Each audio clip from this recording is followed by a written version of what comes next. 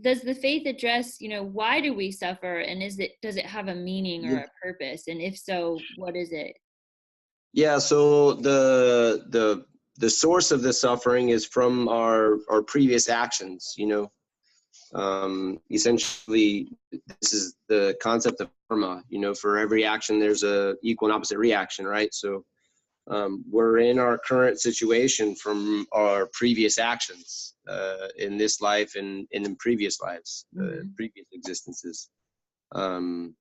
So, and you asked what is the purpose of it, right? Is this to kind of is that what your second Yeah, question was? yeah, yes.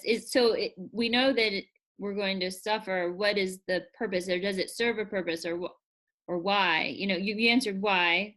Yeah. Because of Well, our. to think in from my own practical experience, to you uh, going through hardships or going through difficulties, even something trivial as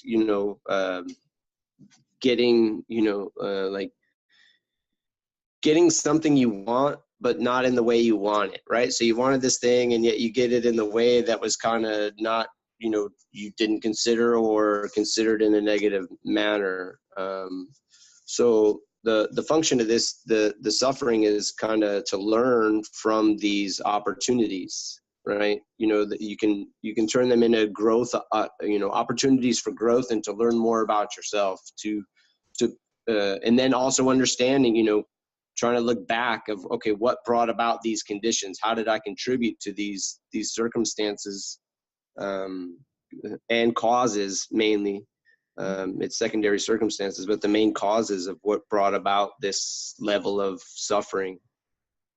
Okay. Speaking of that, so suffering, you kind of talked about it. I know that you and your children have experienced a great deal of suffering due to the loss of your wife, Jessica, who died by suicide. And Mm-hmm. all the major world religions attempt to address the problem of suffering in different ways. So, why would you say suffering exists, and how should it be addressed? We kind of talked a little bit about that. Yeah, keep in mind, like, gosh, my points of view have changed so much with regarding this, but it's like now it's again, I don't have the answers, but there's definitely more clarity. So I believe that suffering exists because of unconsciousness and anti-consciousness that exists on the planet. And, so like an example of that, like being unconscious is like, when children are little, let's just use children, for example.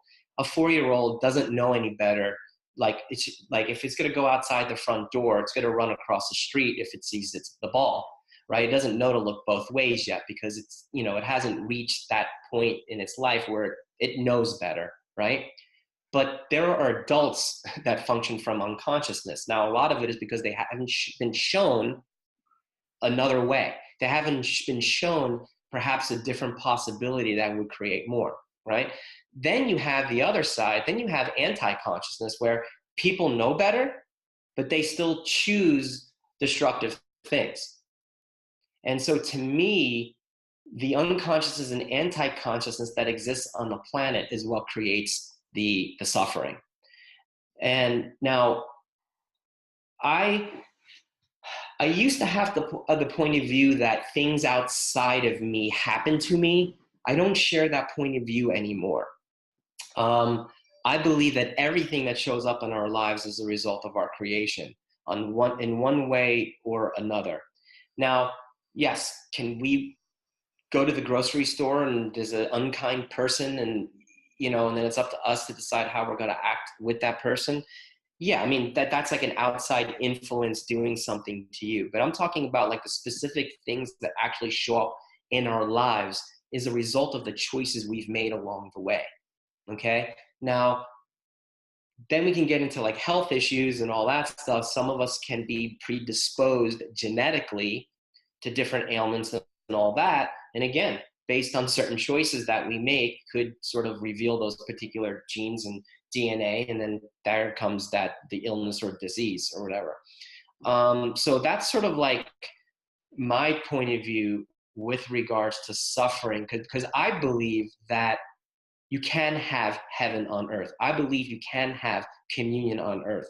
I believe that you can have oneness on earth. But until we get rid of the unconsciousness and anti-consciousness and the judgment, okay, that exists and pervades this whole entire human race, that's not going to be possible.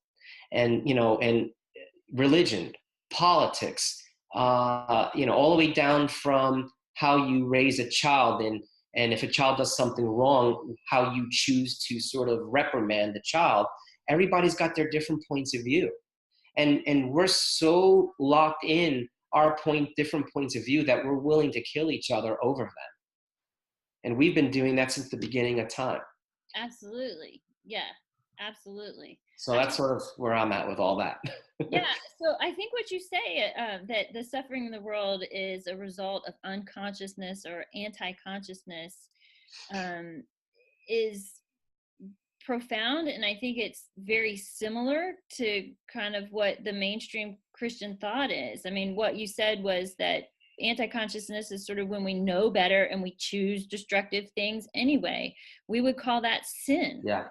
You know, when you do something that you know is against your conscience, like consciousness, that's just sin. And it's a violation of our own free will.